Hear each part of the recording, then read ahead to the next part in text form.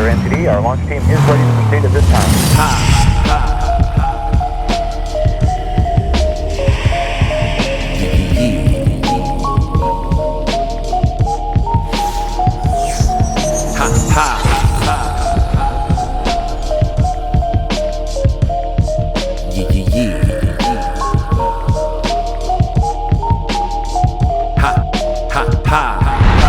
Yeah, welcome back. Episode 64 is on deck. My name is Felix C. Arroyo. These are the Journeyman Chronicles. It's a brand new week. It's an all new Monday. Let's get right into it. You know the routine. I'd like to know how you're doing. Don't feel scared to submit a response to my comments on social media platforms, Facebook, Instagram, TikTok. I'm kind of venturing back in the Twitter world. You know, I'm trying to do a lot. I'm on YouTube now. Don't be afraid. Let me know how you feel. Let me know what you thought about the recent episode. I get a lot of dumbass spam comments and people just not really having a life. But besides that, I am appreciating the engagement that I'm getting on social media. So keep it up. I appreciate it. Thank you for the kind words. And as you know, this train does not stop until, of course, the end of the season, which is coming up pretty shortly here. I got about 3 more episodes after this, and then season 2 is a wrap. But we can talk about that later. Right now, let's get right into it with episode 64. I'm talking to Anthony Torres. You might know him as Lyrican, as I know him. He's also Mr. Design. Listen, we're talking to a guy who's multifaceted. Hip-hop, comic books, graphic design, football, but there's so much we talked about. It's actually one of my favorite conversations because there were so many different things that we got into. Anthony loves to talk. He loves to engage in conversation. He has a lot of insight when it comes to music, when it comes to comic books.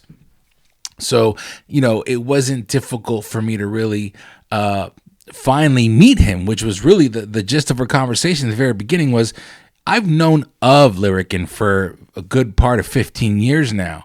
And he said the same about me, but we never really formally met, even though we were in similar circles or here and there. We would probably be in the same place, but we just never really rapped with each other until now. I think I'm grateful for that because he's in a different place in his life and I'm in a different place in my life.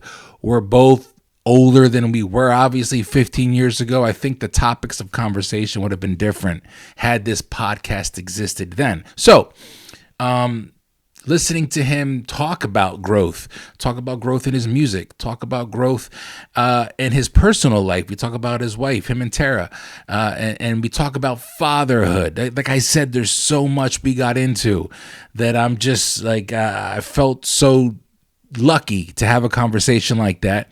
And to edit it, I was even more appreciative because there were things that I missed during the conversation, which is the irony is when you're interviewing somebody, as much as you're paying attention to what they're saying, you're also navigating and maneuvering this interview to go a certain way. So when you watch it back, as I do during the editing process, that you start to relive or even rediscover the interview differently. You appreciate it more.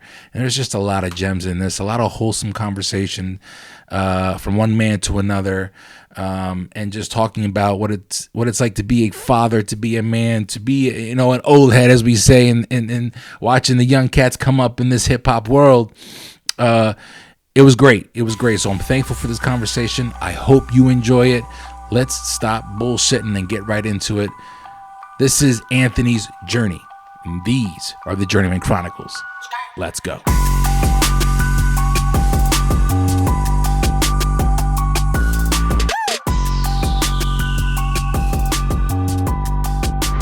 I was aware that you had a podcast. You're doing a lot of shit. Yeah. And that's what I kind of like is like I got ADHD.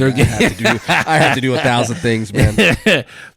Like you were just talking when you walked in, like we have this is our first time meeting, but like I've been hip to you because I used to rap and I know you still do. Yeah, I'm not as much. Off. Yeah, it's something that like it's like the yesteryear shit. You're like, yeah, we used to rap, but I remember the similar circles. Obviously, you record with Soilo. Yeah. Shout out to Soilo. I've been trying to get him on the podcast. Yo, me too. And he is. we may have to do it together. Okay. Just knock it out. I'll take half of it. You take half of it. Like just coming and swooping with the double interview because it's like, bro. I think we just need. We're coming in for a studio session. Psych. Yeah. Like Flex, why are you bringing in microphones? I got my, and that's the thing too, is like I was like, Soilo, I want to get you on the podcast, and I almost had him, and he was like, we'll do it at my house. And I'm like, all right, like that was the first time anybody ever said that to me. Yeah. And like I said, I'm a creature of habit. So I was like, all right. He's a like super creature of habit. Yeah. He was like, we'll use my mics. And again, I'm like, whoa, bro.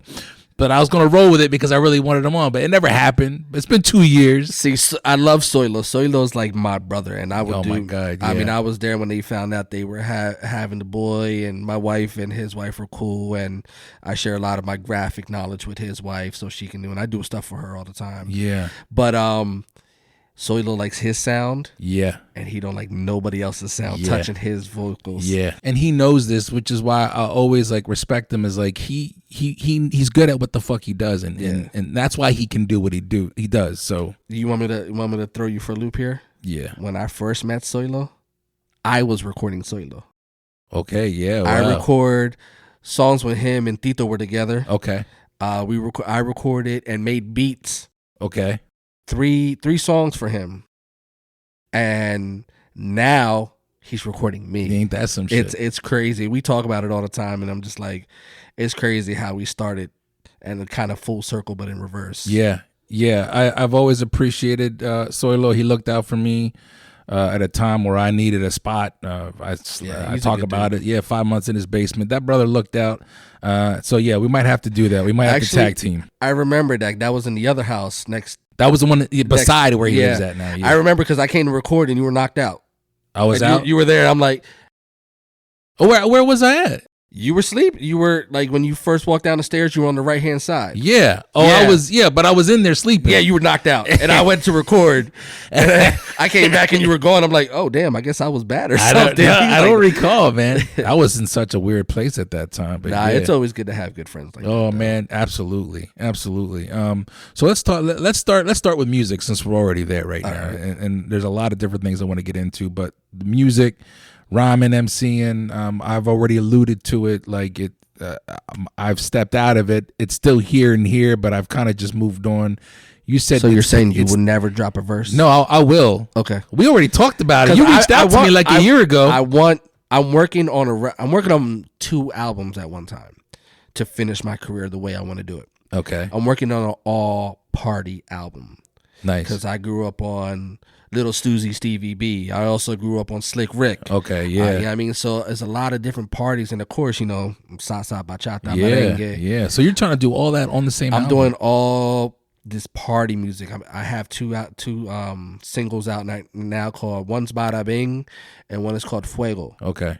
Bada Bing is with my boy Alma. Okay. And Gran Jota. Okay. It's half Spanish, half English. The second record is called Fuego. I sent that to you. You didn't send me nothing. That's when we first I sent you the link. I said, "Hey, do you review music?" And you were like, kind of, sort of, but not really. Yeah. And that one was with Alma and Johnny Rocker. Okay, that's another one who's just consistently working throughout. Yeah, the years. he's a unique creature. Yeah, I mess with Rocker 100%, and I love his new journey in life, and I support that guy 100%. I haven't been in touch with him in a while, but I would like to get him on the podcast. I've been trying to, like, when it comes to music, the way I handled music is a different approach than with my podcast, where with the podcast, I'm like, I am networking outside of the circle of people that I know, because I'm trying to branch out. And so I'm finding myself, now that I've done that, now I'm kind of like trying to hone in. That's crazy, because I found myself doing the same exact thing. Okay. I only mess with my inner circle of friends. Like, it was Soilo, it was Jarrell, it was Booski. They were always part of my life. Yeah. Doing music. But now that I'm in different minds, I'm not in doing music for the same reasons. Yeah. I'm trying to reach out to different people. Like, yo, let's do this record. Yo, Yeah. let's do this record. Like I reached out to Papa. Hey, let's do this record, my dude. Yeah. I never did a record with a lot of these people. I'm like, before I'm done, I want to do music with people that I see that are creative and are just driven for just the music. Yeah. Not for the glitz and glam. Yeah. What is it? What was it in your life that brought you to the point where you're like, all right, it's time to hang it up? It wasn't been doing it for what, 20? I was doing it for a while, my dude. Because my real father, he was a head producer and head engineer for John Bon Jovi. Okay. He has credits on a lot of his actual. If you look on the CDs, it'll have my father's name as one of the executive producers. Okay. What's his name? Efren Torres. Okay. Jr. Okay. I'm the third. Got you. That's how I came in contact with music in general. And Okay. my mother, who just likes to, dance, and my mother she's a unique creature of herself. She's always playing some freestyle music. Always playing freestyle. You gotta have freestyle though, bro. Dude. Freestyle can come on at any time. That's To how you date, know. still to this day. Right. And that's what when the certain people like get excited, you're like, oh, I know. I'm in a good zone. Yeah. I'm in a good zone. And then I started getting music. I wrote my first rap. I used to write poetry before I started trying to rap. Yeah. When my great grandmother passed away, and I didn't know how to like feel Okay. because I was always around her. Didn't know how to feel, so I was like, started writing, and it just became a rap. It had no structure. Yeah. Back then you don't know how to structure. You just know you got to rhyme. Yeah. And that's my first one, and I don't have it because I put it in her casket when she married. Got you. But When was that was around 14. Okay.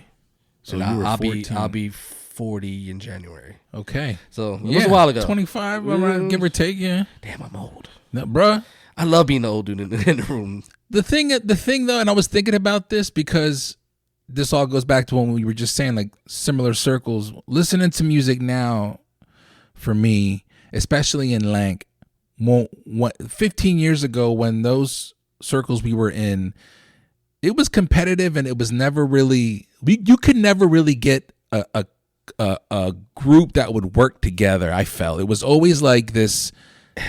Nobody in Lank really would big up each other. At the very beginning, you are 100% correct. Besides the foundation, who was pretty much, if you know Lank history, they're like the first rap group that came out of here that moved. Dots, Chocolate Eye, Shamar, all of them guys, and Okay. I have music with them to this day, and they all have mentored me in different ways. Yeah. But a lot of cliques formed. Yeah. But even in the cliques, nobody really elevated each other. And I think it was more of the I'm hungry versus I don't know. It's just different people have different motives. Like some people, I don't want you to outshine me. yeah. When we had some really great talent, like Big Scheme was amazing. Yeah. He moved. We had a lot of great people that if we just like championed, Yeah, that's what I mean. we would have had like, hey, look, boom. Yeah, and I feel like that's what I'm seeing now. Yeah, a lot more. Oh my God, where it's like A lot more. and I love it. And there's times where I try to like engage in conversation and I'm reminded like this is a whole different era. Yeah. And there's a lot of dope artists, but they're so cohesive and they bring each other up. And the crazy thing is a lot of back then too, York rappers and then like Lank rappers. Yeah. Lank rappers and then like Harrisburg. I was a Lank rapper signed to a Harrisburg label Okay. Wow. back then. What was the label? I was Sick Line. Okay. I was their first artist from Lancaster Okay. and their first Latin artist. Okay. And Were you rapping in Spanish or no, I never. I didn't even know. I couldn't even speak Spanish. But they still labeled me as a Latin artist. Got you. Yeah, of course. It's the market. Puerto Rican, you know. Blah, Yeah. blah, Yeah. blah, blah, blah. I'm like, all right.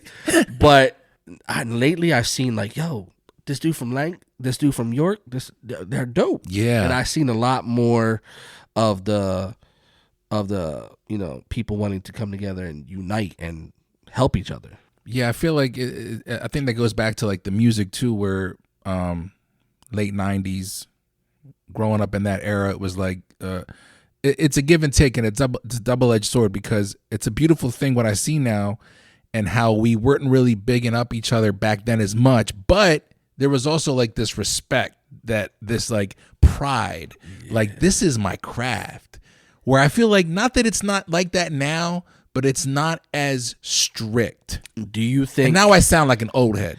Do you think it's because recording is a lot more accessible now? I don't know. Maybe because you were forced back then to grind to get to the studio. Yep. And You that could be it. That could be it. You used to have to know an OG or a DJ that thought you were nice to find a studio. Yeah. And then you would be like, all right, he's dope. Yeah. Studio time. Yeah.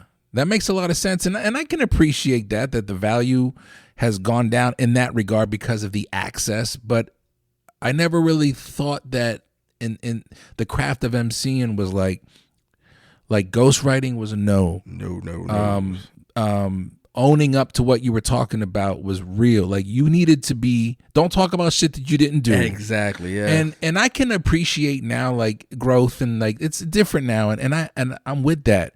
But there's times where I'm just like, I feel like, and I say I'm gonna sound like an old head because that's how you get looked at now. Like, oh, you got that old head mentality. It's just different in a way, though. It is different. It's dope, though. But really, how's it different? No, I got you. I guess it's different in regards to the attention and detail in certain things. Like, but there's still MCs that do that. No doubt. Exactly. No doubt. I had this. It's funny because I had this argument with somebody that's a hip hop head. He goes, "Well, you don't understand half the stuff they're saying." I was like, "When Lil Wayne first rapped, what did he do?" 1000%. Wobbly, wobbly, wop. Yeah. Wobbly, you know what I mean? And then once you got him, then he started rapping. Yeah. Yeah, I mean, people had to do something different for you to notice them. Yeah. But, and then now back then you had every rapper rapped about selling drugs, and now you have every rapper doing the drugs the rapper sold them. Yeah. And the thing too that I'm realizing is like, it was like a 90-10 back then, where it was like 90% hip hop was what I love. Mm-hmm. And now it's the 10% that you got to work really hard to find, and that's cool. Yeah. But I'm not trying to knock anything else. It's just a matter of like, we happen to be in that bubble where we lived and saw something one way, and it's shifted to something else, and it's dope. But you do have to like walk these small little alleyways in the world to find the music you want. That's cool. And the crazy thing is, a young MC knew that I was a rapper, and he was like, "Yo, what do you think of my music?" I was like, "Before you hand this to me, I'm gonna tell you my honest opinion." Yeah. He goes, "That's what I need." I said, "All right, cool." I listened to it. I said, "This is actually kind of dope. It is not for me. You are not speaking to me as a listener. Yeah. It is not written for me, but this can go somewhere. Yeah. It's not something I personally would play. Yeah. Yeah, I mean, but this is dope." And he was like, "That's probably the craziest way of explaining his music to somebody, because most people are like, yo, that's trash." Absolutely. Because it's not their style of music. I mean, it was dope. It was produced correctly. He had a catchy hook. He had his verses. He had the auto tunes and all that stuff on it. And he was saying some things, but it wasn't for me. It wasn't your lane, but you appreciated it. I respected him, and I respected, hey, you took your time. You got a quality music done. You got a quality mix. You got a dope beat. You got a catchy hook. Those are the first major things in the song. Yeah. And then you got something you're saying, but it's not speaking to me. Yeah. You're speaking to your generation. Yeah. I think that's the cool thing about, like, I think that's where where we need to be, is exactly that view, like appreciating it. It ain't for me. I had Willie Blaze on here. That's my guy. Oh, that dude. And he said the same thing. Yeah. And I shared with him how I used to be that cat that was like, this ain't the culture, but the culture is always the same. Our viewpoint changes, but it's still the same. Yeah. The content's different, what we're talking about is different, the approach, the grind is different. I mean, even like, for instance, Willie Blaze, he's different. Yeah. You ever hear him? Did you hear his verse? You might have to go and Google this one. Flex produced a song called Crowns for Kings. Yeah. He has the last verse on that thing. Okay. And he have does to check it spoken out. poetry. Yeah, he doesn't rap. anything He's he does, spoken bro. poetry. Oh man, yo, And he's got the voice. he's a solid dude, though. Yo, if Sons of Anarchy, the TV show, was a hip hop show, it'd be him. Yeah. Yo, 100%. Yeah, I appreciate this conversation because I think that's the key is when you're at that age group where you're like, this shit ain't for me, but I can appreciate where we are now because at the end of the day, it is still hip hop. What I think a lot of our generation needs to understand is we're the old heads now. That's what I'm saying. That's the hard part. That's the very hard part. And a lot of us haven't accepted that because they still want their shine. Yeah. You know what I Yeah. mean? So a lot of people that I associate with myself right now they're all in the same mind. Like, hey, I still rap. I have my audience. Yeah.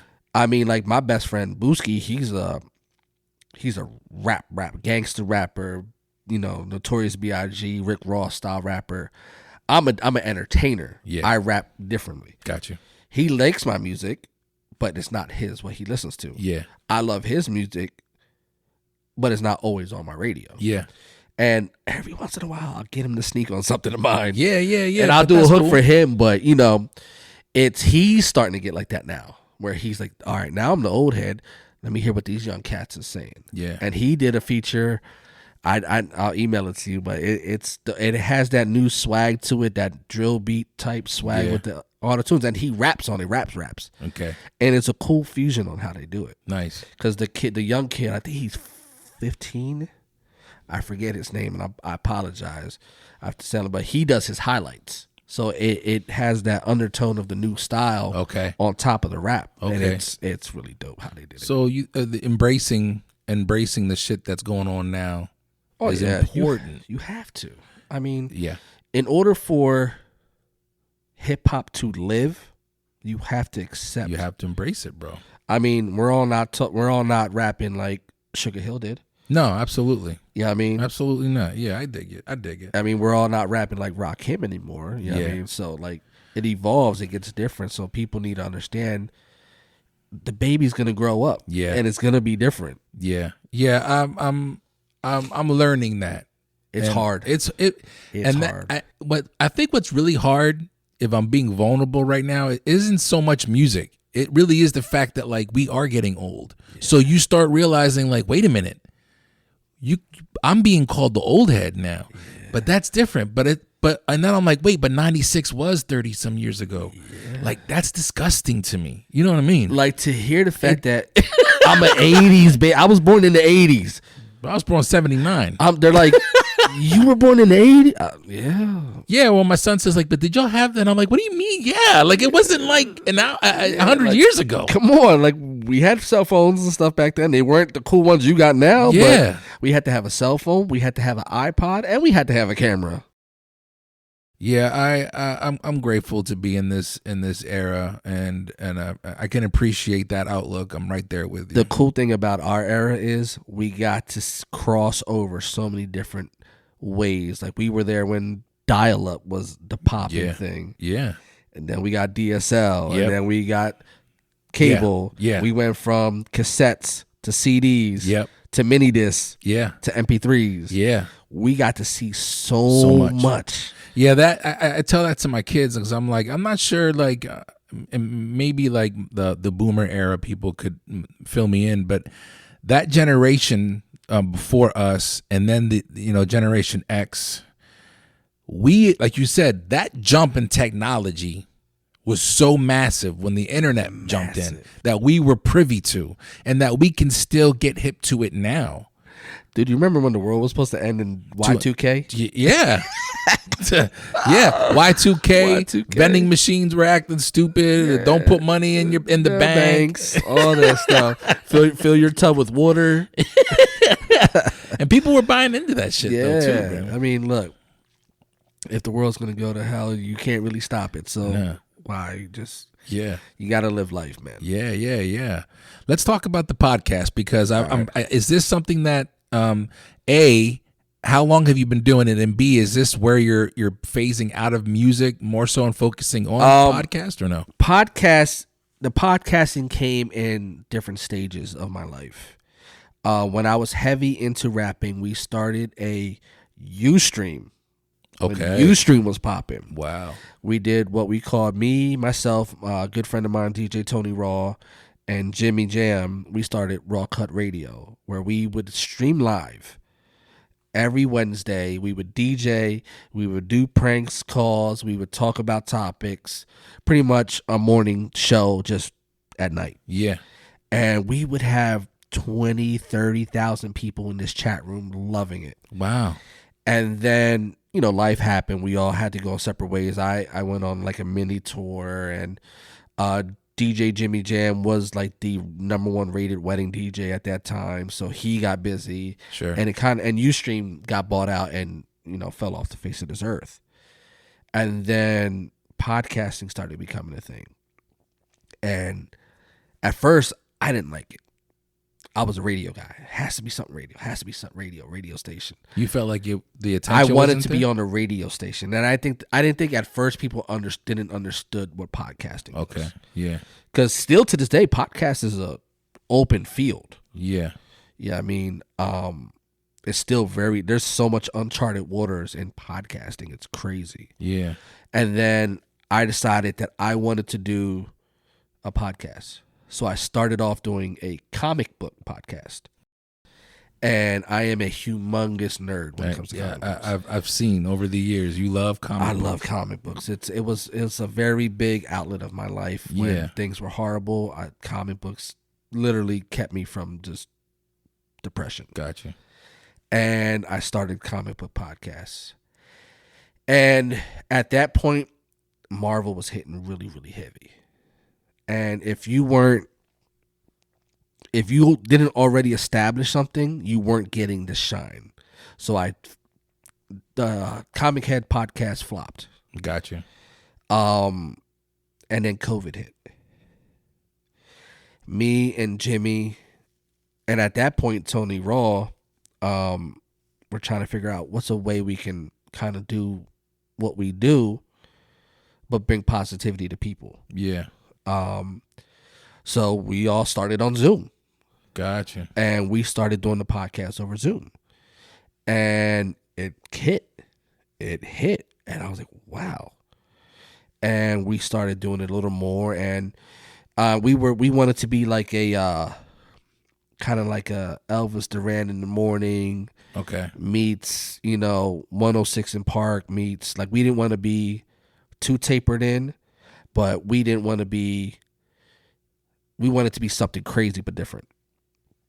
And then once COVID kind of fell off, we came together, and then now we have, the live DJ set. We have great conversation. We try out different drinks. On the show. Yeah, on the show. We try out different like we just tried that new Lipton Hard iced tea. No, that stuff is hitting, my guy. If you like, that's that Lipton Hard lemonade. Fuck. It is hitting. Like, it's like I'm mowing the lawn and I need something that's gonna and like, we just try different drinks, and he's a very big campground guy. Okay. So we have a big following on like 5 different campgrounds. And when we go down there, it's a party. Oh shit. And are you doing a podcast live on the campground? We do it there. We pre-record it. Okay. Just in case of certain shenanigans, we can edit it out. Yeah. Control Alt Delete for my generation. Yeah. But and it just became its own thing where we just talk about just like current topics. We stay away from, the big no-nos like religion, politics, a lot of that shenanigans we try to stay away from. Yeah. We started a thing called a CB&J, Coffee Break and Jams, where you try to find a hit record that's not a hit record. What do you mean? It's not the song that they're pumping now. It's like a lost in the something albums. In the album that was a good, that everybody that knows. Dope. Yeah. Like those that listen to the album, they know They would that song. And we're just trying to bring out, like, That's dope. sometimes we'll bring in somebody that's unknown. Like, I'll bring one of my friends and I'll play their record. I played a few of mine on there. And we just try to not talk negative on there. Yeah. You know. And we just have fun. Like my friend, like Jimmy DJs, and we'll talk so much shit, and it's just like two guys kicking it. Yeah. And having a few drinks while we're doing it. We don't get super intoxicated, but just enough just to break the tension and have fun. Yeah.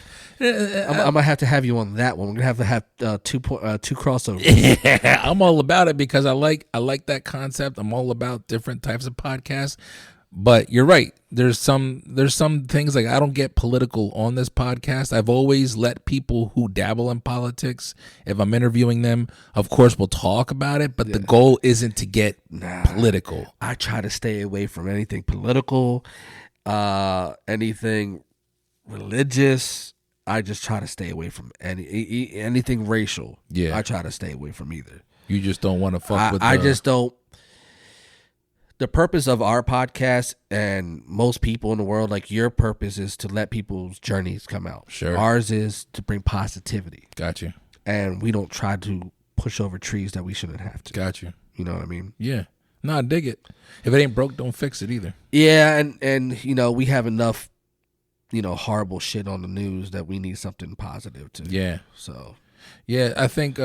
And by the way, every time I'm going to play some of these snippets on your TikTok, but you say some shit on TikTok that you need to be like an inspirational speaker. Thanks. You have some dope shit sometimes. I try. There's some things that I feel in the moment and I just let it rip. But TikTok's hard to fucking. It's hard to get something. I'll tell you what. I'll put like on my TikTok, I'll put some of my drawings up there when I draw. Yeah, and they'll hit. And then I'll put another one up, and it won't. It's like, what the fuck? And then, I'm a graphic designer, so I merged Spider-Man and the Flash. I said, who's really messing with this particular superhero if they're combined powers? That went over like you would not believe. Wow. Next week, I put up Superman versus Homeland. I did a multiverse battle. Yeah. No one. Yeah, it's so disheartening, and I try not to let that shit get to me. It's how I'm like, come on, man. But because you're just trying to find that rhythm so you can ride the wave. All right, what's more confusing, TikTok or trying to figure out what your wife wants to eat? Yeah, bro. I will say that my wife will let me know what she wants to eat when we're home. But going out, here's the thing, and I'm not worried about saying this because my wife knows it's true and she knows I love her. But she'll ask me, my wife will be like, hey, I got a babysitter tonight. I was thinking we can go out. I'm like, word. She's like, so where do you want to go? I'm like, no, wait a minute. I'm like, got the babysitter. I don't know. You wanted to. I was assuming you had a spot in mind. You know, like you made the plans. I thought you had a spot in mind, and we end up finding a place. But it's always that little like, so where do you want to go? I'm like, whoa. I didn't initiate this journey here. We came up with an idea. We never really tried it yet. But every time we see something we want to try, we write it down on a list and we put it on the fridge. Ooh. So when you figure, like, all right, just close your eyes and pick one. That's where we're going. I like it. Then I told my wife, one of these days I'm going to open up a restaurant that serves every type of food you can think of and just call it I don't care. IDC.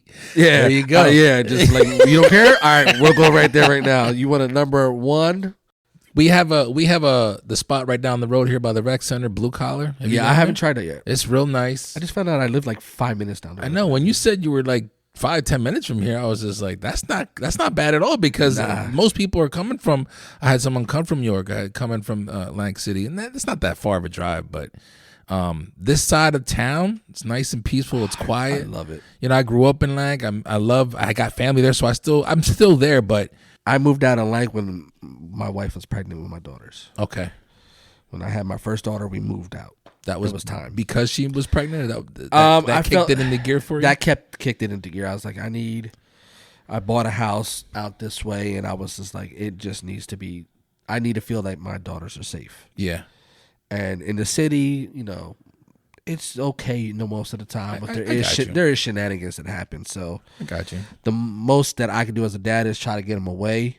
So that's what I did. Let me ask you this, because I'm always going through this myself. It's you grow up one way, you want to give your kids what you didn't have, Yeah. but then you realize, like, my kids don't have that.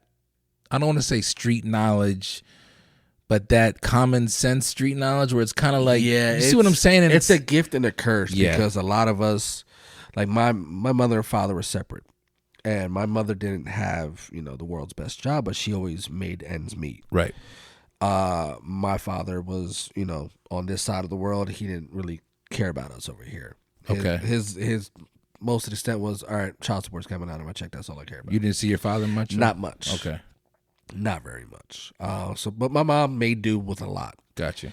And eventually my stepfather came in the picture, and he was a magnificent man. He you know, took it a different level. But I learned that from him, because when he had my little brother, and he kind of pretty much adopted my sister, and me being there too, obviously, but he always made sure we had what we needed. We may not have the best name brands, but we had clothes. We looked fly. Right. He always made sure we were in check. And I took that when I had my kids. Yeah. You know, when I had my son, even now, my son's next year, he graduates high school, and he's getting ready to go to college to be a graphic designer like his dad. There you go. I mean, my son has a job. He just bought his own t-shirt printer without his dad's help. That's dope. So That's real cool. obviously, in my head, I did something correct Yeah. on the long way. So he knew what he was doing.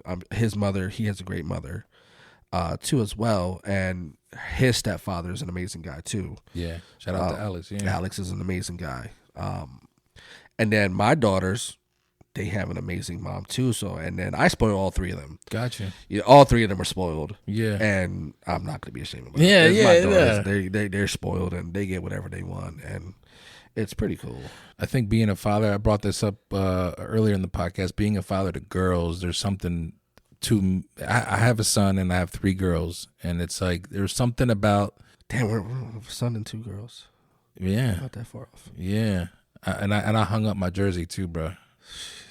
I had to do it. I'm done.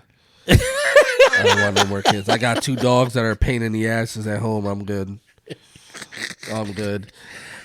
How old are your daughters? My oldest will be 21, and then my son's 16. My 2 little girls are 4 and 2. Almost 5 and 2. Right, so you would be able to feel what I feel. So Friday,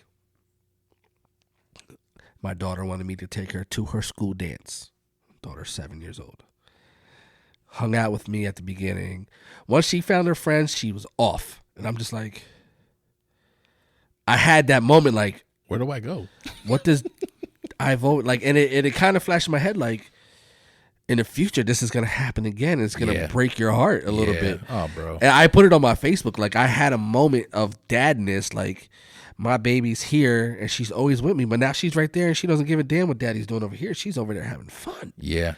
I mean, it was a beautiful moment because she was out there dancing with her homegirls and Yeah. doing whatever dance routine little 7-year-olds do. But I had a moment, like a dad moment, and it kind of caught me off guard because, you know, as men, we're like, you know, we're supposed to be macho, and Yeah. and it caught me. I'm like, oh, allergies, Yeah. allergies. Nah, bro. When my oldest was graduating, it was like it was really hitting me because my 4-year-old is like a split image of my 20-year-old when she was that age. So Chloe looks like Kirsten when Kirsten was 4. Wow. And everybody says it. And when you look at pictures, it's like I went back in time. And so seeing my at that time 2-year-old become 3, and then seeing my 18, 19-year-old, you know, I'm at work. I was at FedEx and I'm like pulling in the trailers with my forklift, like crying for like a year because it was like her senior year. Yeah. And it's like, I know you get to that point where you're like, it's time to let you go. But when for a man, when it's his little girl, it's like, fuck, man, because I know what's out there and I'm trying to protect you, but I can't I want you to be strong, but I need you to let me know when you need me, and maybe you can live here a little bit longer, but you gotta go. And see, my thought was, I gotta make sure my son knows how to throw hands, because if I need, hey Elijah, yeah, and that's the thing with my son. He's very protective over his. That's beautiful. Yeah, and it's like, and it happened naturally, and that's how you know. Like, I don't have to break down for him what. And I don't, I know you know what I mean, but like his role, your role, and that's a very special role. Yeah, you got to be dad's number 2. Yeah, that's a big role. Yeah, and I know my son would he Not only that, but how they will treat women. Yes, like, he has sisters. Yeah. So it's like that, and boys usually do if they have a phenomenal relationship with their mom, which I'm sure Elijah does with Lindsay. But it's that, like, you have sisters, so you already know, like, you take care of your sisters, you're going to take care of a woman as you become a man. It's crazy because I watch my son, and there's conversations that I have with my son. He's into girls now. Yeah. But he's still focused on his own business. Gotcha. And he's like, hey, there's this girl that I like, and I gave him the dad talk, but he called my wife then. Okay. I was like, hey, I have this girl that I'm interested. And just his interaction and the respect level that he has with his mom and my wife, and it's just the craziest thing. And my wife and Lindsay will talk about, like, hey, they'll have, conversations about what's going on with Elijah. That's cool. And it's the coolest thing because he gets mom point of view. Yeah. He gets sister point of view, and now he has my wife's point of view, and he's going to be such a well-rounded young man. And that's all you can ask for. And that's when I know my daughters will be okay. Yeah. And when you know that, and then it makes it easier, but it still hurts. Yeah, and that's what I mean. Like, this goes back to, like, being in that. This is somebody said it to me, and I've been referring to it lately. It's the sandwich generation, where we are still taking care of our children, but they're getting to that point where we're letting them go, and then we're starting to embrace our parents as elders, and we need to slowly start taking care of them. And it's like this beautiful, fucked up part of life where it's that's the best way to put it. I just want to go back to being 25, maybe even 21. I don't think I can do that anymore. But as far as, like, I don't have to worry about shit. Yeah, I would love not to have to worry about things, but the way I've evolved and grown up, I don't think I can live without worrying about, like, all right, word. I can work these extra hours, and then that means I can get my daughters this and this, or my wife needs this. Like, my wife got into planting and growing, gardening. Oh, yeah. If I work a couple extra hours, I can get her this. So they're taken care of. Yeah. And then eventually I get down to dad. Yeah. But it's different mentality now that I had then. As a man and a father growing up in the era that we grew up, especially growing up Latino, do you have the same, we put ourselves third, fourth, you know what I mean? Like, we're not supposed to. I honestly, when growing up with my son, it was a lot harder because I was very younger. Yeah. But when I got with my wife and I evolved. What's your wife's name? I'm sorry. Tara. When I evolved and became figuring out, all right, this is who most guys know. Once you find a woman you're in love with, you grow up differently. 100%. So once I knew who, I wanted to be with in life and wanted to move forward, I started changing values. Okay. And I started looking at things differently. Like, hey, she's bitching that I'm in the studio so late, but she's bitching because the kids are going to be up. Yeah. No, it's not the support thing. It's, hey, you are dad too. So that made me evolve differently and seeing things. And then now I'm a whole lot different. Like, it's a whole lot. If younger me could see me now, they'd be like two different people. But that's how you know you're on the right path, is where there's growth. Yeah. Like, 100%. You want to get to the point in life where you want to grow. Like, you don't want to be stagnant. Yeah. And for, most men, we're creatures of habit. Yeah. Same habits. I eat the same foods most of the time. My wife complains, and my wife is one hell of a cook, and she complains that I eat the same stuff all the time. Yeah. I just now started, all right, every once in a while I'll try something new. Yeah. So now it's okay. Like I have a bit, she doesn't know it, but I have a fear of camping. Okay. I've seen too many horror movies. Oh, so it's the what's out there. Yeah, like Cocaine Bear could be sitting behind this tree, and we all know I'm going to want to protect you guys, and you guys are going to get away, and I'm going to have to fight Cocaine Bear. Which I will fucking lose because I will lose, cocaine but fucking you bear. will be able to run, and you better run fast as shit. But it's but I'm going to try it. Yeah. I'm going to try eventually. Yeah. Yeah. I may take a 9mm with me, but we're gonna go. No, I'm sorry. If it's Cocaine Bear, my family has a head start, but it's probably like 3 seconds because I'm not lasting long against Cocaine Bear. I'll run the opposite direction, and once he catches me, I mean, I have a lot of meat on me, but so say, yo, you better run as fast as you can.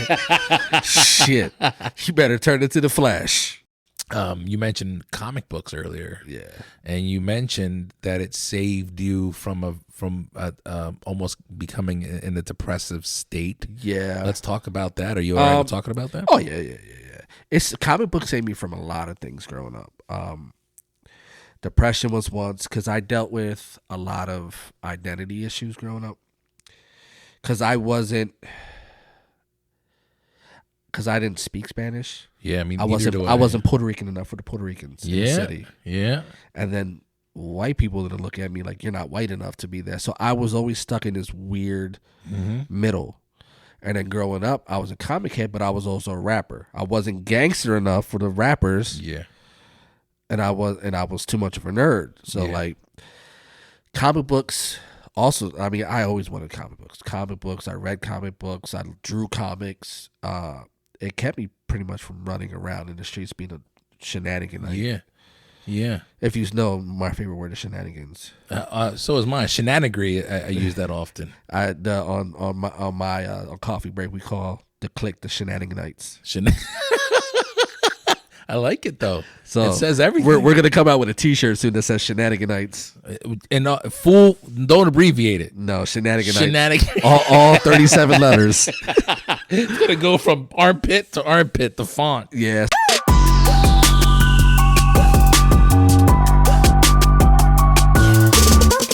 Growing up with the comic books, that's the only thing me and my real father had that he passed on to me besides my music. So you did have a relationship with him? We had a very awkward, weird relationship with my real father. And that's how my awkward relationship with my father brought me into the comics. Okay. I always only saw my real father before my stepfather came around and we had an actual relationship. I only saw my real father when I did something wrong. Okay. So when something was wrong, I saw him. Gotcha. So at a very young age, I only knew him and his rage. Gotcha. So starting off the bat, it wasn't such a good correlation. His mother, I have a beautiful relationship with his mother. She passed away not too long ago, but she was an incredible soul. You would talk to her for hours and you wouldn't even know you were talking for hours. Gotcha. But he would pick me up every so often, and it'd be a weird relationship. He would bring me to the recording studio where he worked at in Philly. I would sit in a room. He would hand me comics, and 8 hours later, I would be heading back to Lancaster to go back to my mom's house. Gotcha. That was a lot of my time. So the comic books were babysitting. They were my babysitters, which ended up becoming such an outlet for me that it's baffling, but at the same time, it's kind of fucked up. What were the comics you were reading? Flash was one of my first comic books. Batman. From the beginning, I never really liked Superman. Okay. I always thought Superman was just too overpowered. Okay. I guess you would say like he needs to catch this. He can always just run fast. Yeah. He has every power you can think of. Yeah. Batman was always cool because he didn't have superpowers. Yeah. But still to this day, my favorite comic book character was Spider-Man. Okay. Because I felt like that was me. Gotcha. He was a nerd in school. He was not the coolest cat in the school, and you know. Yeah. What about the Miles Morales version of it? I was so happy when I found out about that, because before Miles, they had Miguel, which is the first Mexican Spider-Man. Okay. 2099, which is the villain on the new Spider-Man Into the Spider-Verse. Oh, really? Yeah, he's the villain. He's like an anti-hero. And then when I found out we had Miles, and then when I was like, he's half Puerto Rican? Yes! Yeah. So I literally have a stuffed Miles Morales in my car. Okay. I have both Spider-Mans and Iron Man. Nice. So comic books for you it's living and breathing. I love comic books. Yeah. I think I drive my wife nuts. I make her watch all the comic book stuff with me, and she watches them, and I love the woman because I know she hates every single one of them. And she puts up with the only ones that she likes are like, she loves Deadpool. She finds Deadpool hilarious. Sure. You think Ryan Reynolds does a good job portraying Deadpool? He's the best at that. When he was campaigning, that was just like yesterday, it feels like, but that was probably, was it 10 years ago when he was, when they actually, I remember he's campaigning, they actually had like the storyboard drawing, he brought everything. He brought it all. He's like, all you got, I have the film, I have the people, I have everything written.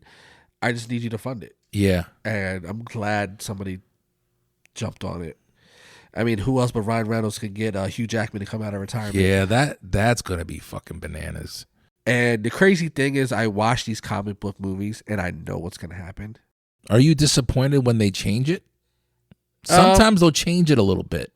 Sometimes they change it. I mean, I'm okay with it because we need change in the world. Sure. And a lot of these stories that they are telling are dated in time. Like, for instance, Captain America. Yeah. He was dated in the Civil War area. Yeah. I mean, they changed that up. Sure. The Mandarin, they kind of changed his story to update his character and not make him as racist as he was in the comic books. Yeah. So a lot of change is cool. Sometimes they change and it doesn't work, and sometimes they change it and it's pretty cool. As a comic book head and as devoted as you are, do you feel that the movie wave of comic books has killed the industry, or do you feel that the opposite, that they've even comic book sales have gone through the roof since cartoons have been out? Funko Pops, Marvel, DC are selling through the roof.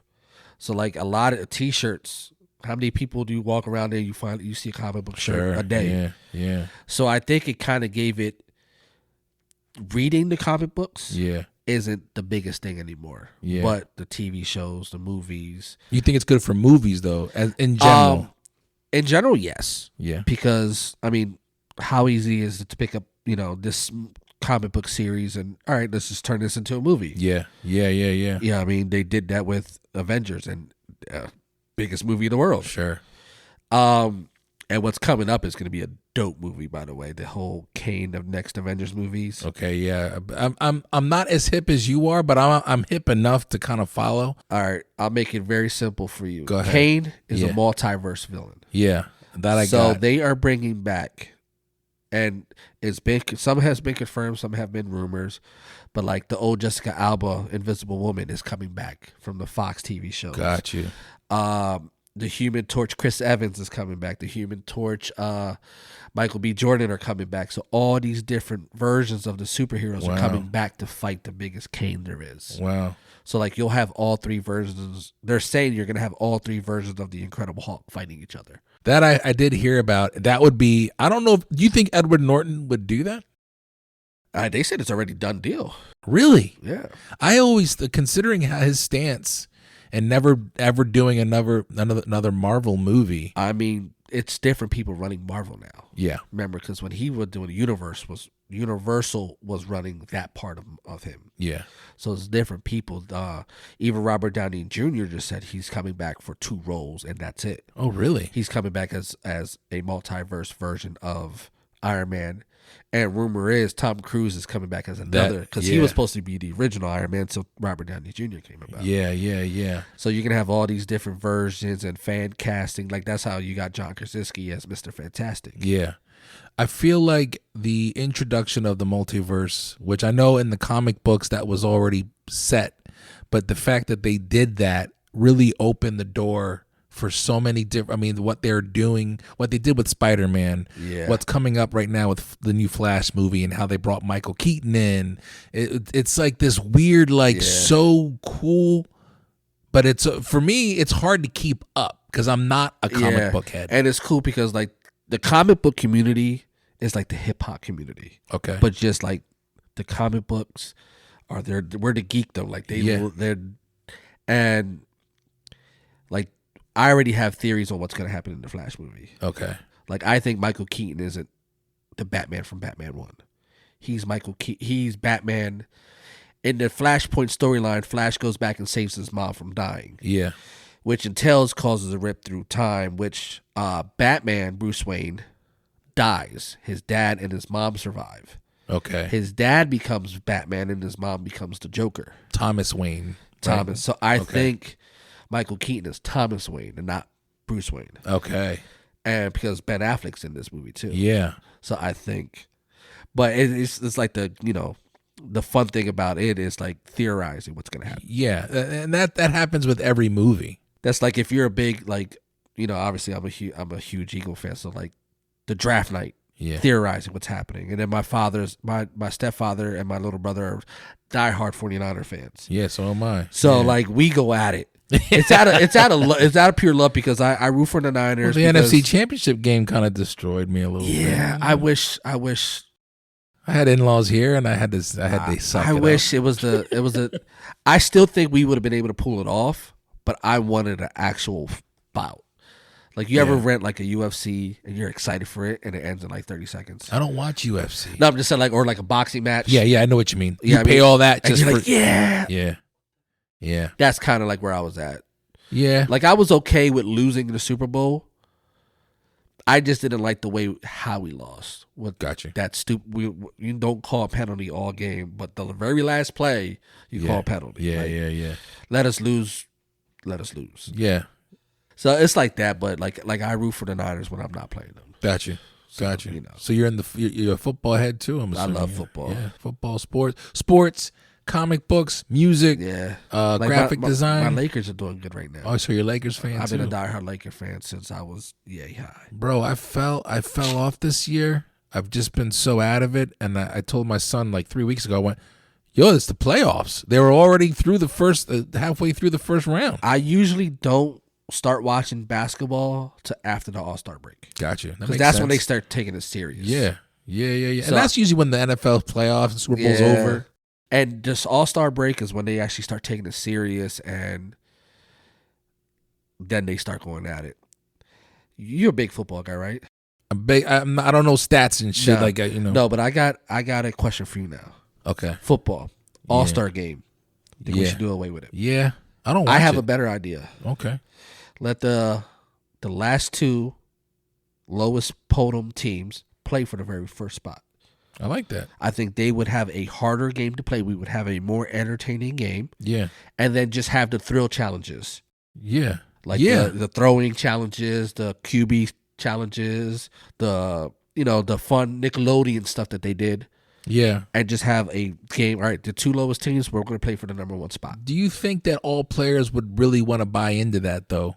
Well, wouldn't you? Wouldn't you want a better spot to get a better person on your team? But if they're not guaranteed to be back next year, that would be true. Yeah, it would be kind of hard to convince somebody to go all in. It'd be a last ditch effort to either fight for a new spot or show your skills for a new team. No, absolutely. Yeah. I think it's a way better idea than the nobody watches the Pro Bowl. No, I watch the skill challenges, and that's about it. I don't even watch. I even do that with basketball now. Like, I watch the skill challenges, the dunk. I don't even watch the dunk contests anymore. Actually, well, like I watch the 3-point. I watched the WNBA NBA challenge where they're two and all that, but I don't even watch the game anymore. And I think this goes back to like how things changed over the years. Yeah, Nobody like even the game itself was. I saw highlights and I was bored. it's a little softer now. Yeah. Like, I mean, I come from the era of like Kobe and Yeah. Shaq, Yeah, Jordan. Yeah. I mean, like, come on now. yeah,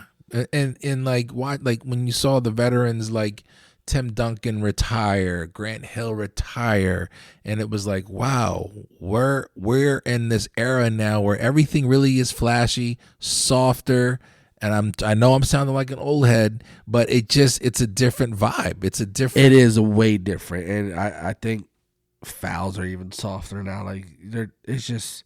I mean, I understand you're trying to protect your money makers. Yeah, Because that's what the All-Star is, your money makers. But at the same time, like, come on, man. Yeah. It's basketball. Yeah. When it comes to one of the things that I like to do is I like to talk about like considering everything you're doing. You're with the podcast, Mr. Tizine. How you say that? Tizine. Yeah. Well, how'd that come about? Design. It's Tizine and Torres put together. Got you. So everything with that. Is that something you're trying to branch out and do more of? Dude, I've been doing graphics for years. Because you're doing flyers. I do flyers, logos, business, anything you think of. I've done stuff for big name artists. I've done stuff for people in the city. Yeah. I mean, I've done stuff for Playboy Energy Drink, Fat Joe, Getty, Tony Sunshine. I've done stuff for DJ Frankie Castle, Back to Your Freestyle World. Yeah. And I've done stuff for, Who's Next Barbershop. Okay.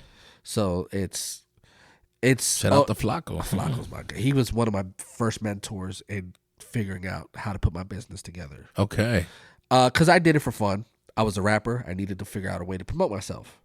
Gotcha. So I knew how to draw. I love to draw, and graphics became the next step. Like, hey, this is how you put your stuff. That's how I learned. That's how learning graphics came about. Gotcha. And then it came to a point where, like, hey, I need graphics. Can you do my flyer? Hey, how much would you charge for this? I was like, oh, I can make money off of this? Yeah. And then it didn't really become a big thing till my wife came around. She's like, well, this is a good way for us to make extra money. So it turned into Design Graphics at that point. Gotcha. It was like, I didn't even call it a graphic company. Like, I didn't even have a business card. Okay. I still don't. Gotcha. I had so much business from word of mouth and like, hey, you know this person and this person knows this person. That's how my name got around. Gotcha.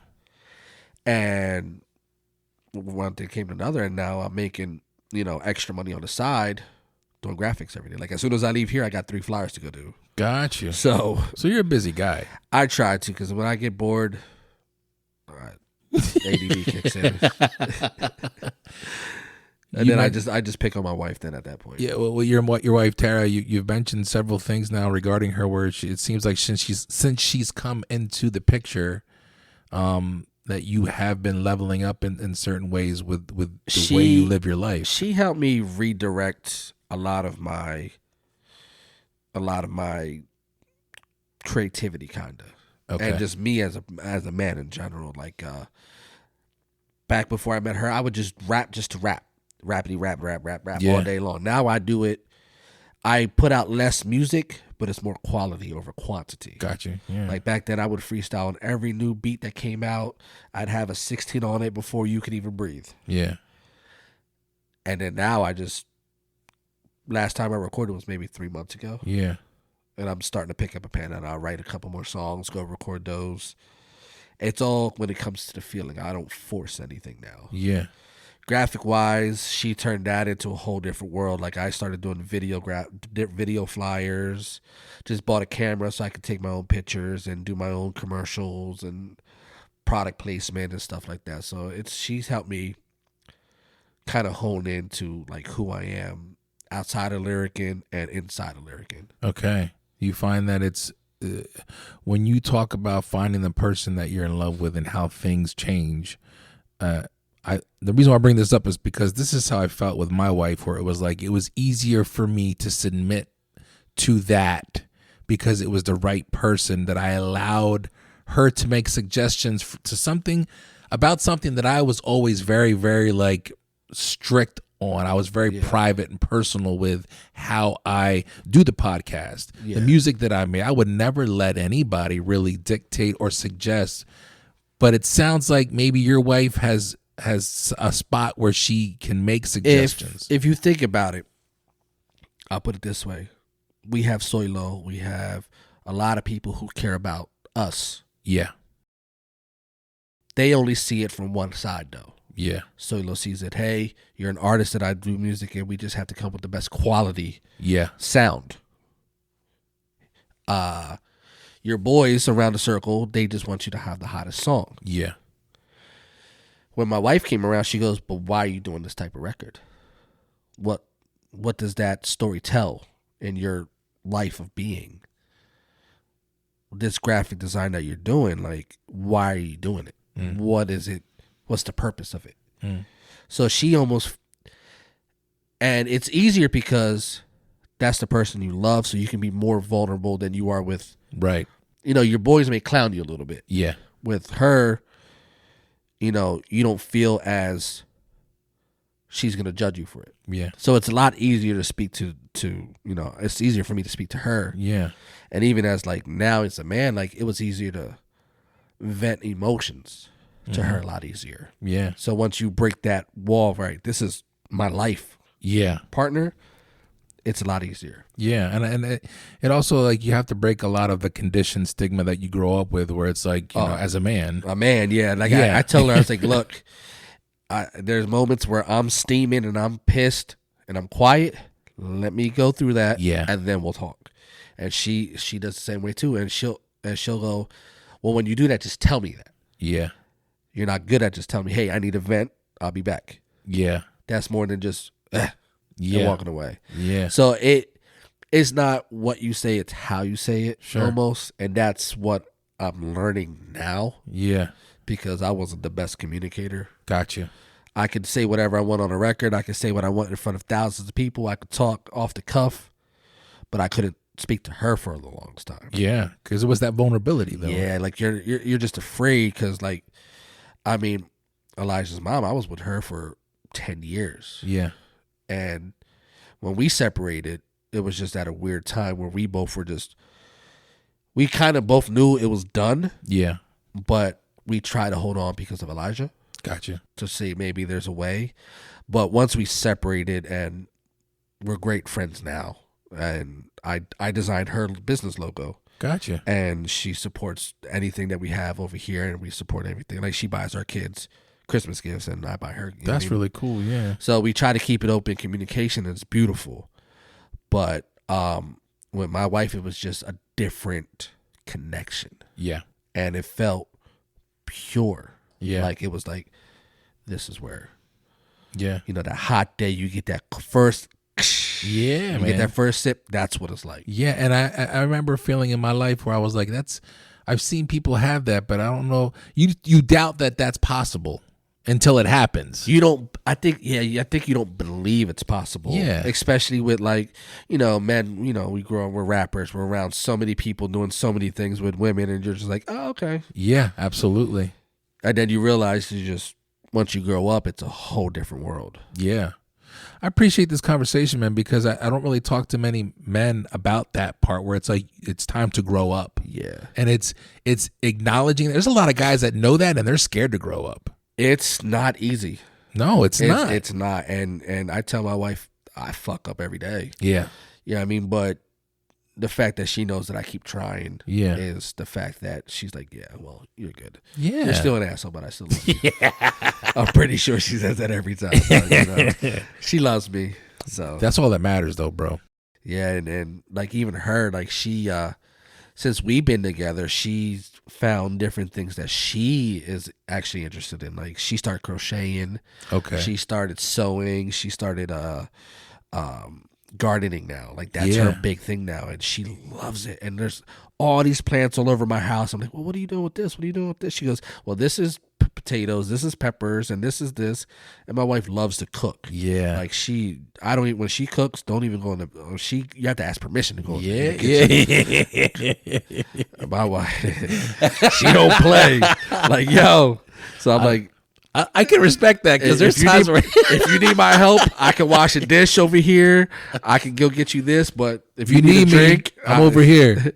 Just yell. Just don't. Okay, and that's pretty cool because you're like, okay, well, if you don't want me in the kitchen, then I know I'm good sitting over here. You let me know when I'm allowed to come around you, and it's cool because like I'll go in there and I'll mess with her just a bit, like just go smack her in the ass or just go mess with her a little bit, and I run away and she was just like, I just want to throw something at you. It's like, well, when I stop teasing you and I stop doing that, then you got to worry That's a about problem. it. Yeah, I feel like that keeps everything fresh, bro. Oh, you still got to have, no matter how grown up you get in your relationships, you still got to have that that raw puppy passion. Absolutely. Type deal. And women love that shit. And when you find the right one, it's easy to do that shit with. You know what I mean?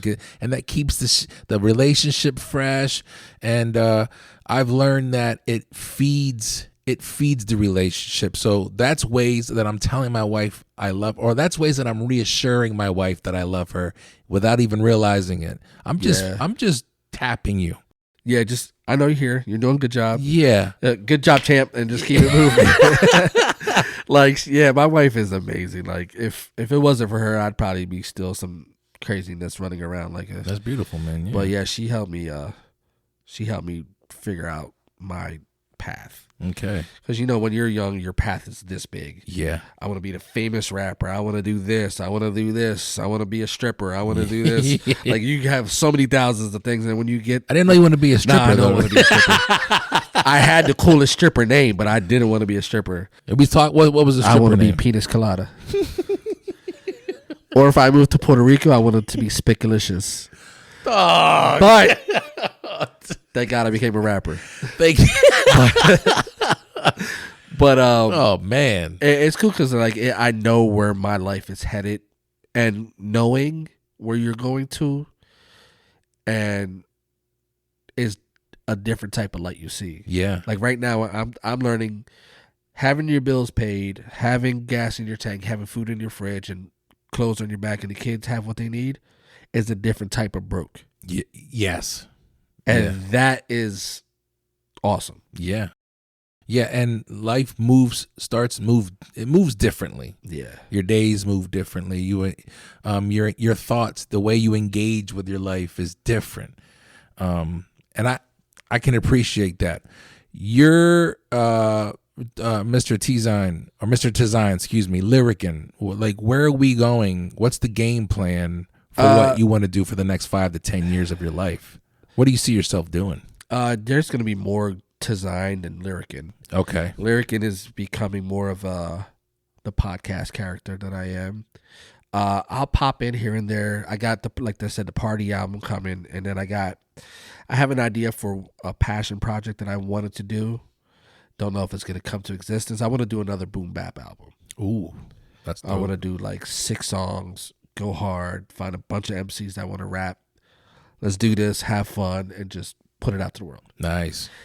I'm hosting a lot more lately. I've done Torres 360 a lot. I'm hosting that music fest that they're doing in baseball stadium, which they have Benny the Butcher and J.I. the Prince.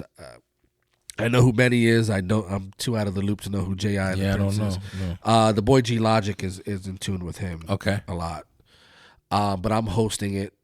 Other than that, how'd you get into hosting? Was that through music? My boy Ralph Real. Okay, yeah. Shout out to Ralph. Kind of got me into it. He's DJ Edge's host. Yes. And I started taking it serious because of him. Because like when DJ Tony Raw would DJ, naturally I would just pick up the mic because I'm a rapper. Got you, yeah. Yo, how's everybody? You know what I mean? And then Ralph saw me do it. He goes, you can do this. He goes, I do it. It's a good side hustle just to keep your name out while you're not putting out music. Yeah. So when he couldn't host, I would host in his place. Gotcha. And it became a thing. And then I'm hosting this, I'm rapping on this, doing this. And it was a good way to connect and get my face out without having to put music out. Sure, you're networking, I'm sure, on the side of that. That's dope, man. And then a lot of people like Torres 360, they all know I'm a graphic designer now. And then I start doing graphics for them. Yeah. So Lyrickin' kind of fed Tizine, and Tizine kind of feeds Lyrickin' in the aspect. Like everybody that I met as a rapper, I've done graphics for. Gotcha.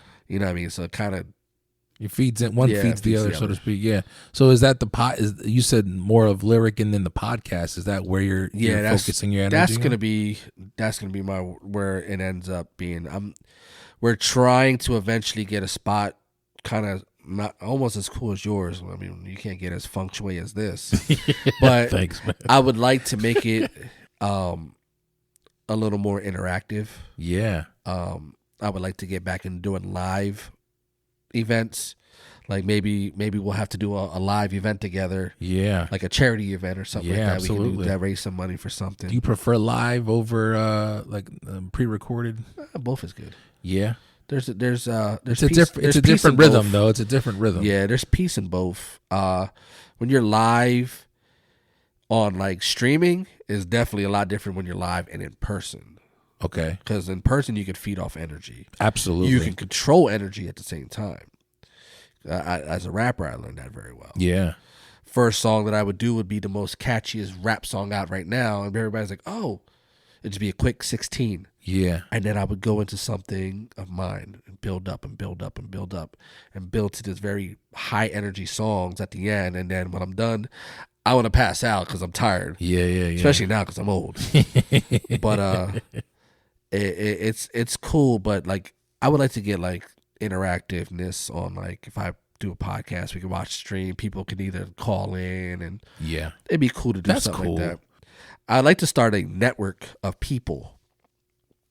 Maybe this is something we talk about off screen, but Okay. like, hey, you have your show, I have a show, we have a show. Everybody's different, but we can feed each other Gotcha. and just start like a network Yeah. of like entertainers who just have their own I like it. thing. Like I even told Solo, you should have one. Have a producer's corner. Yeah. Rate producer. Like you can do so much thing, and I'd be kind of dope. I think that'd be a great idea, to be honest with you. Yeah, and then everybody has, we all have our own equipment. Like if we would have a space and we can all help each other out. Like I said, like we were talking about interfaces before. Like, Yeah. Yeah. hey, if you need, hey, go ahead, borrow this one. I'll see you. You know what I mean? Yeah. And like these lights are damn awesome. I like those. I got these off of Amazon, but originally I had these umbrella ones.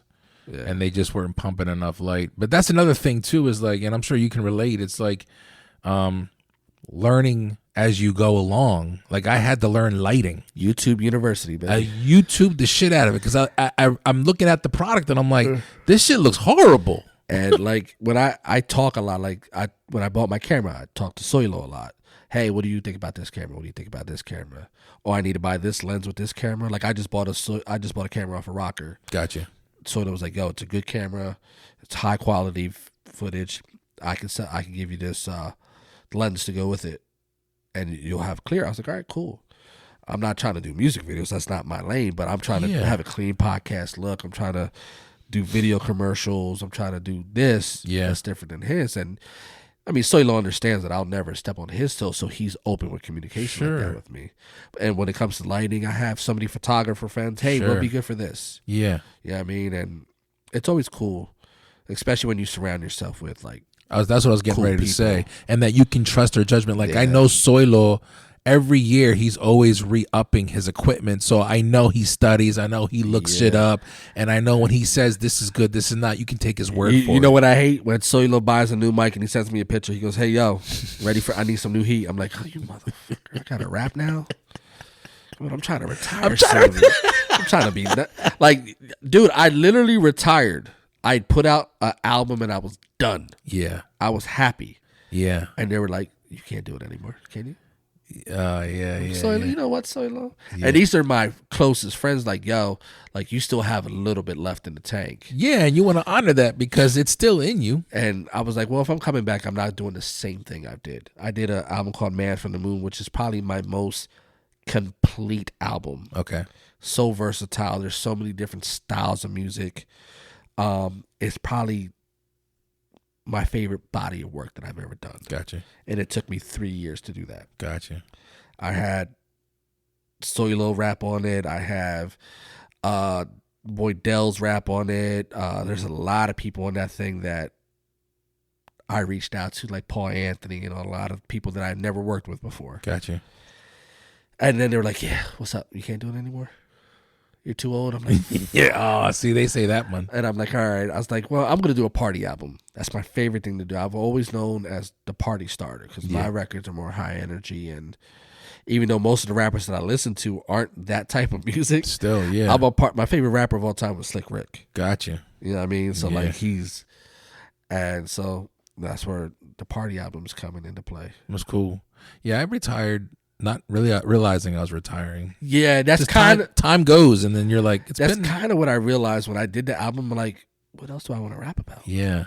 Like I rapped about a lot of things on this album to the point where I covered everything. Yeah. Yeah.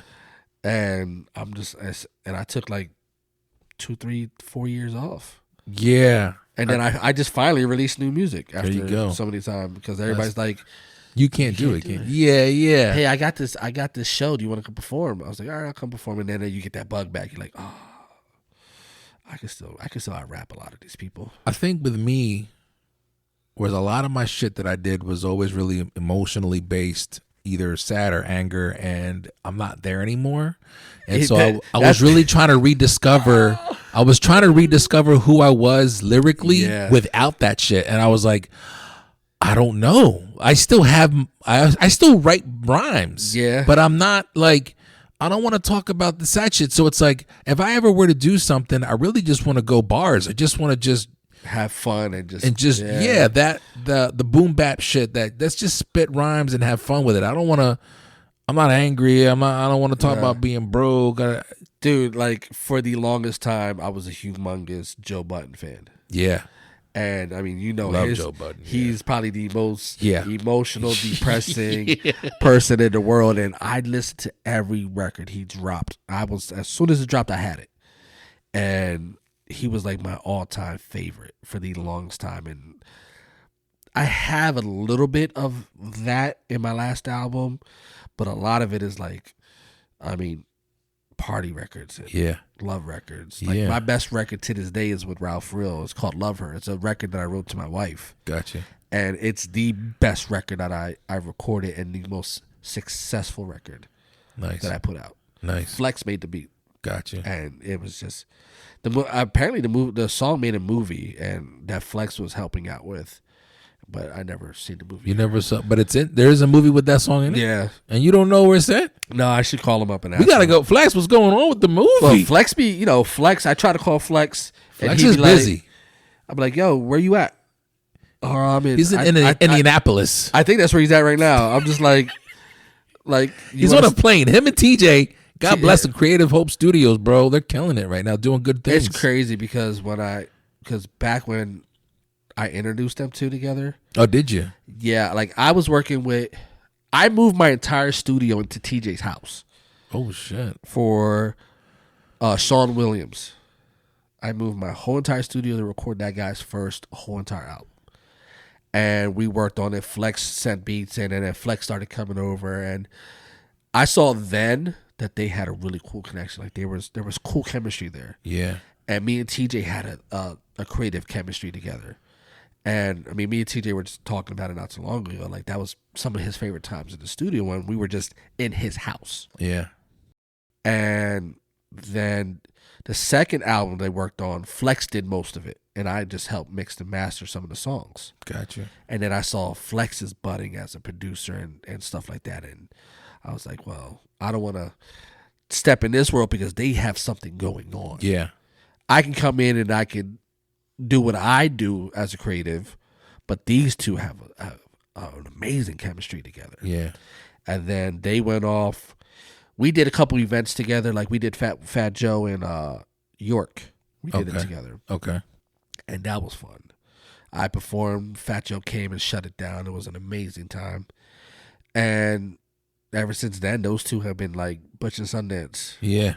And it's the coolest thing to watch them grow because I remember them talking about doing this. Oh, wow. Talking about doing this. And then I did the logo and... Okay, you did the logo. I didn't know that. And then they started talking about it and then they just started coming for fruition. And then Flex called me the one day. He was like, hey, I just quit my job. That's dope. He goes, when he told me... I'm going full time to do this. I'm like, yo, fucking love you, bro. Yeah. I had him on a year ago and... I did a couple at the TCP studio, and that was one of them. And I reached out to TJ. We were in talks, and then I never heard back. I know he's a really busy guy. TJ is the most. Yeah. He has so many thoughts in his head.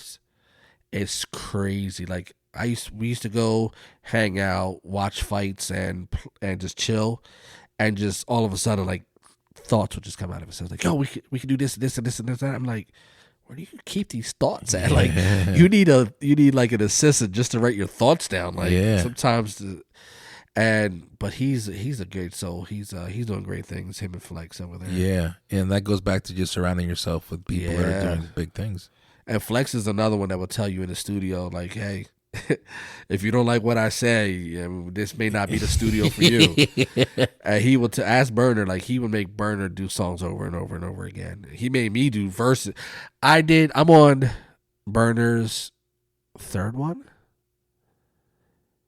And all I'm doing is the intro. I wanted to, he had this song. Is that the one where the Celebration, I think it's called? You say his third album? Yeah, his third project with Flex. Was that the one with the Rose on the City? What was that? Yeah. Yeah. That's a good one. That's one of my favorite album covers that I did, by the way. You did that one too. Yeah, I told you I did a lot of people's album covers. But he did this song and it was so cool. In the beginning of the song sounded like a crowd waiting for him to perform. Okay. I'm like, Flex, just trust me. Press record. Yeah. Because I was like, I don't want to rap. Just trust me. And I get on it, and I remembered Jay-Z's first album where the girl's talking in the beginning of the song, and he does the 444. Yeah. So I had some of that vibe. And Flex gave me an old fashioned. That's just one of his favorite drinks, by the way. Okay. Old fashioned. So I'm drinking that with him, and I'm talking. Yeah, ladies and gentlemen, I like everybody be cool, like you stay cool. Like, and I start doing like the MC part of it. Gotcha. And he just looked at me. He goes, "That's it." Yeah. And then I did the end. Of the song like 6 times. He just wasn't feeling it. And he was like, no, we're just taking it off. I'm like, all right, cool. Do you like the beginning? He goes, dude, it was perfect. And there's a song on his hard drive that I started doing maybe 4 years ago. And I have like 97 takes on the hook alone. Oh my God. And it just never seen the day of light because I was so burnt out. I was like, we're going to come back to this. Yeah. And it just never saw the day of light. You got to have people like that, though, that aren't willing to just take whatever you give them. They challenge you. Yeah, it challenges and it makes you adapt. Yeah. And create. It's pretty cool. All right, man. Well, this is a dope-ass conversation, brother. I appreciate it. Finally getting to meet you. Like I said, I've probably within the last 15 years, I think we've been in this. Same for Central area, probably. Yeah. Probably missed each other in the studio. Yeah. You know. Like you said, I was probably passed out and I was asleep in Solo's basement here and there, you know what I mean? But it was what it was. I think a lot of people came in to record and I was half asleep but working. I was working 10-hour shifts in the cold. Oh yeah. That'll kill your during body. the winter. So when I would come home, I'd take a shower and I'd just be out. Yeah, but it only took 15 years, 15 to 8 years. We'll keep in touch. We're going to do this podcast swap shit. Keep me in the loop. We're gonna do that. Yeah, that definitely. And I have an idea. We'll talk about doing something for charity that I've always wanted to do, but I think we could do something like this. Okay. Dude, beautiful network you got here going on. Appreciate I watch a lot of it. I watch a lot of your TikToks. I was telling you, between you and Will Smith, I have the most inspirational TikToks and Instagram quotes ever. You. I don't know how I feel that about. I'm not smacking people. No. Nah. Nah, he's still inspirational, bro. No, some of the stuff he says is super dope, and like I wake up and first thing I do is I'll make my coffee and I'll sit there and I'll run through the weather, see how cold I'm going to be for the day. Right. And then I'll scroll through TikTok before I start waking up the kids, and you're one of the first ones that always ends up on my TikTok. I appreciate it. I'm trying to do like morning ones too, like on my way to work. Like, yeah, I love your morning voice, by the way. Like, yo, everybody. This is your boy Felix. I just want to let you know that I know that you're working hard today. Yeah, some people need to know that. Yeah, and you have like your voice is just so soothing in the morning. I'm like, yeah, we need that in the morning. My wife always would tell me that, and I never really noticed it until I started doing the podcast, and I was hearing myself back. And then when I get sick, and the voice really gets deep. Yeah. And it's just like, wow, but this is a lie. I can't do that deep. Nah. So every now and then when it happens, I'm like, let's record because you ain't going to get this every single. Let's press record for about 2 hours. Let's get this all on tape. Ladies and gentlemen. Let me give you the bass. Pa todo mi gente ahí. Ya tú sabes. Este papi shampoo.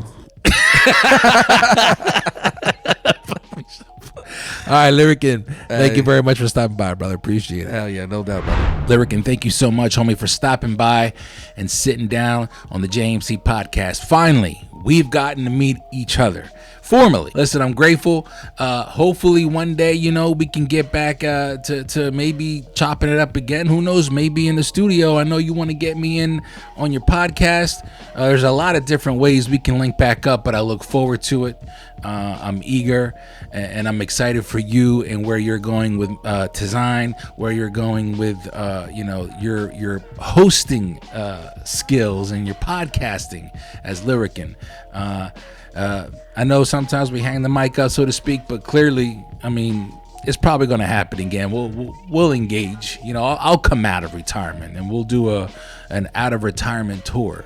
And I wasn't even really involved that much, and I still retired. Anyway, that's a different story for a different day. Thank you again, brother. It was a pleasure meeting you. And as always, be safe in what you're doing. For the rest of you, I will see you next week. All new episode. I got a nice one for you, and you're going to enjoy it because we get deep. We get really, really deep. But anyway, stay safe. Remember to maintain focus and stay continuous through all 4 seasons. My name is Felix C. Arroyo, and these are the Journeyman Chronicles. Y'all be safe.